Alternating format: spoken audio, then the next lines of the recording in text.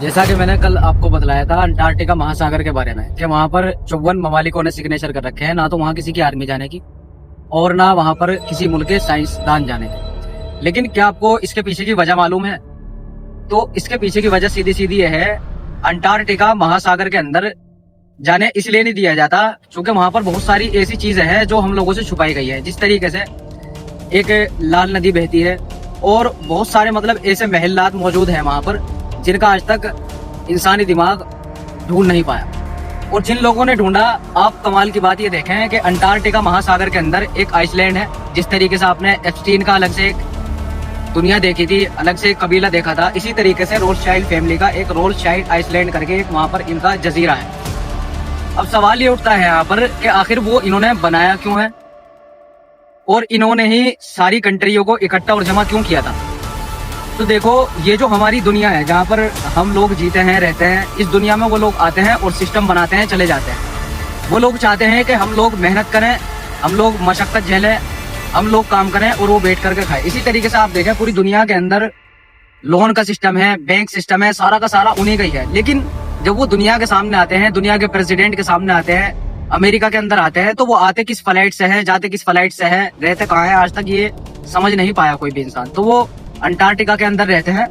और मैंने आपको कल भी बतलाया था, जिस तरीके से 100 में से 99% हिस्सा उनका है और 1% हिस्सा वो दुनिया को देते हैं सिर्फ घूमने के लिए, वो भी साल में एक बार। और कई खबरों के अनुसार ये पता चला है कि वहां पर रिप्टेलियंस भी रहते हैं। अब ये रिप्टेलियंस होते क्या है? रिप्टेलियंस इंसानी शक्ल में ही होते हैं, लेकिन वो दुनिया को कंट्रोल करते हैं। जैसा कि आपने बहुत सारी वीडियोस में देखा होगा कि एक आदमी है, लेकिन वो एक्टिविटी इस तरीके की करता है जो इंसानी दिमाग सोच भी नहीं सकता। देखने में उसको ऐसा लगता है कि या तो ये कोई रोबोट है, या फिर कोई मशीन है, या फिर कोई और मखलूक है। तो आखिर वो कौन होते हैं? तो वो खबरों के अनुसार पता चलता है कि वो रिप्टेलियंस होते हैं। इसी तरीके से अंटार्कटिका महासागर के अंदर आपको जिस तरीके से इस दुनिया के अंदर पिरामिड्स मिलते हैं, इसी तरीके से वहां पर भी पिरामिड बनाए गए हैं। लेकिन ताज्जुब की बात ये देखिए कि जब ये पिरामिड की फोटो दुनिया के सामने आई, तो उससे 3-4 मिनट्स के बाद ही सैटेलाइट्स ने इनको छुपा दिया। और जो पावर में बैठे लोग हैं, जो पर्दे के पीछे बैठे लोग हैं, उन्होंने सफाई पेश की। सफाई क्या पेश की? सफाई पेश ये की कि ये कोई तूफान की वजह से या किसी जलजले की वजह से ये पिरामिड्स बन गए। लेकिन मैं आपको इससे भी बड़ी हैरानी की बात बतला देना चाहता हूँ। मिस्र के पिरामिड का आपने अच्छी तरीके से नाम सुना होगा और आप अच्छी तरीके से वाकिफ होंगे कि वो किस कदर बड़े हैं और कितनी मेहनत लगी होगी उनको बनाने में। उनसे बड़े पिरामिड हमें वहां पर मिलते हैं अंटार्कटिका महासागर के अंदर। ये देखिए आप, चारों तरफ से बिल्कुल इकसार है, तकरीबन 5 से 6 किलोमीटर का फासला है और चारों तरफ से बिल्कुल बराबर है।